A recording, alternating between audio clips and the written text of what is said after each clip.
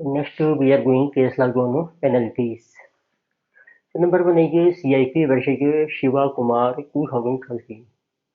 So in this case, what happens is the loan is given by firm to its partners in excess of limit under section 269 double S. So it means there is a limit that a person cannot pay loan more than this amount in cash. So this is given by firm to its partners and this is in more limit under section 269 double S.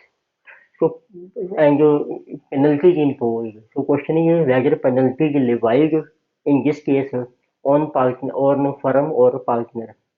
So it is held that a partner is not separate from firm. So partner is not a separate legal entity from firm. They are the same person.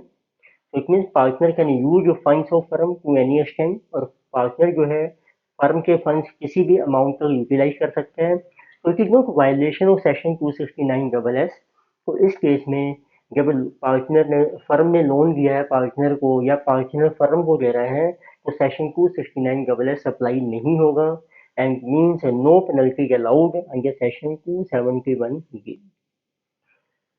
उसमें कहा कि जैसे आप 2 लाख से ज़्यादा की cash payment नहीं कर सकते हैं किसी को तो वो लेकिन आप लोन भी देते हैं तो अपने अकाउंट पे चेक से देना है. तो अनदर केस लॉ है CIP versus Shiva Kumar 2013. CIP versus ये लोकपत film exchange 2008. CIP versus Muthoot financial 2015. इसमें कहा कि फाइनेंशियल फर्म है it gets capital in cash from partner. तो जो फाइनेंशियल फर्म ही बैंकिंग का बिजनेस कर रही है मनी लैंडिंग का बिजनेस करती है ये तो इसने भी कैपिटल ले लिया पार्टनर से कैश में. अब वो अलाउड नहीं है एक्ट सेक्शन 269 जैसे डबल एस है. तो उन्होंने पेनल्टी लगा दी सेसिंग ऑफिसर ने अंडर सेक्शन 271 बी में ट्रीटिंग इट एज लोन की है तो लोन माना जाएगा. ठीक है कैपिटल को है नहीं आप कैश में ले रहे हो. तो अगेन इट है partner is not separate from firm and they can do any transaction in among themselves. So it means partner is not governed by section 269 double S or 269 P. So therefore no penalty is allowed under section 271 G. उस case में भी कोई penalty charge नहीं होगी. Another case ना CIP versus Trump international finance limited 2012. तो इसमें भी ये है कि एसएससी एक स्टॉक ट्रेडिंग कंपनी है जो स्टॉक ब्रोकरेज और सेल परचेज का काम करती है. इसने एक लोन लिया है इन्वेस्टमेंट ट्रस्ट ऑफ इंडिया से. अब इस कंपनी ने इस लोन को रीपे कर दिया है तो अब ये आता है सेक्शन 269 पी में कवर होता है ये. तो जो लोन आपके लिए इसका सेक्शन है 269 पी कि जब आप लोन की वापसी करते हैं वो अकाउंट पे चेक से होनी चाहिए. पर इसने क्या किया इसने कुछ तो शेयर दे दिए उसको ट्रांसफर से शेयर से और जो बैलेंस बचा उसके लिए हमने अकाउंट पे चेक इशू कर दिया है. असेसिंग ऑफिसर कहता है कि पेनल्टी चार्ज होगी आपने जो शेयर किए हैं वो अकाउंट पे चेक से नहीं माना जाएगा आपका. तो क्या ये अलाउड है क्योंकि ये कोई बुक एंट्री हो गई आपकी बस लोन के अगेंस्ट आपने शेयर दे दिए. तो it help that तो transfer of share is allowed because this is not in cash तो बुक एंट्री अलाउड है और कुछ पेमेंट जो करनी थी वो हमने चेक से की है. तो it mean therefore no penalty will be levied under section 271 E. उसमें भी कोई पेनल्टी चार्ज नहीं होगी. तो नेक्स्ट केस आएगी union of India versus Bhavecha machinery and अगर से 2010.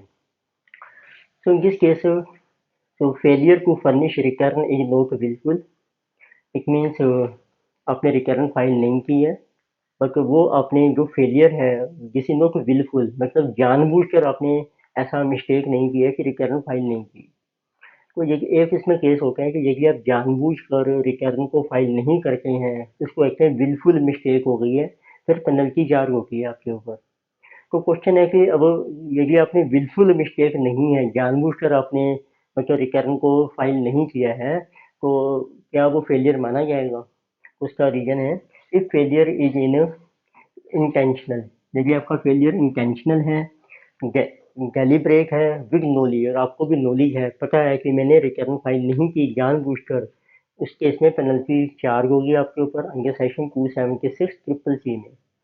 But if failure is not wilful यदि आपने ये जो मिस्टेक हो गई है वो जानबूझकर नहीं की बट फॉर सफिशिएंट रीजन पर उसके पीछे कोई रीजन है फिर पेनल्टी आपको चार्ज नहीं होगी अंडर सेक्शन 276 ट्रिपल सी में.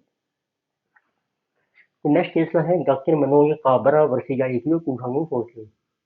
इसमें कि वेंडर ने एक प्रॉपर्टी सेल करके एसएससी बायर को, जो बायर है एसएससी है, बट असेसिंग ऑफिसर ने ट्रीट कर दिया कि जो सेल भी है वो वॉइड है आपकी।